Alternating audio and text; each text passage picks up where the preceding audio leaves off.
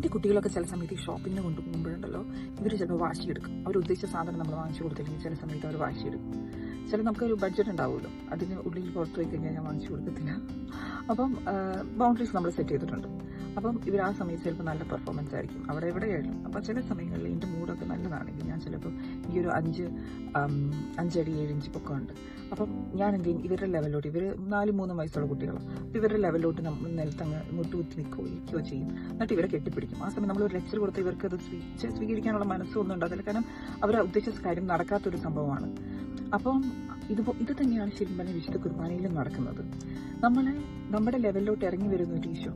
2 കൊരിന്തോസ് 5:21 ഇങ്ങനെ ഒരു വചനമുണ്ട്, പാപം അറിയാത്തതിനെ ദൈവം നമുക്ക് വേണ്ടി പാപിയാക്കി. അത് തന്നെയാണ് നമ്മുടെ ലെവലിലോട്ട് ഇറങ്ങി വരുന്ന ഒരു ഈശോ, നമ്മളെ കെട്ടിപ്പിടിക്കാൻ കാത്തിരിക്കുന്ന ഒരു ഈശോ.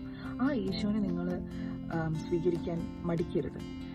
ഫിലിപ്പി 2:6 ഇങ്ങനെ എഴുതിയിട്ടുണ്ട്, ദൈവത്തിന്റെ രൂപത്തിലായിരുന്നെങ്കിലും അവൻ ദൈവമായുള്ള സമാനത നിലനിർത്തേണ്ട കാര്യമായി പരിഗണിക്കാതെ ദാസന്റെ രൂപം സ്വീകരിച്ച് മനുഷ്യരുടെ സാദൃശ്യത്തിലേക്ക് മനുഷ്യനെ പോലെ കാണപ്പെട്ടു.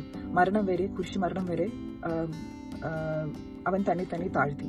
ഇത്രയും താഴ്ന്ന് നമ്മളിലോട്ട് ഇറങ്ങി വരാൻ കൊതിക്കുന്നൊരു ഈശോ. ആ ഈശോയുടെ അടുത്തേക്ക് നമ്മൾ പോകാൻ ഒരിക്കലും മടിക്കരുത്. നമ്മുടെ എത്ര വേഴ്സ് സിറ്റുവേഷൻ ആയാലും നമ്മളെ കാത്തിരുന്ന് നമ്മളെ കെട്ടിപ്പിടിക്കാൻ, നമ്മളെ പുണരാൻ കാത്തിരിക്കുന്ന ഒരു ഈശോയാണത്.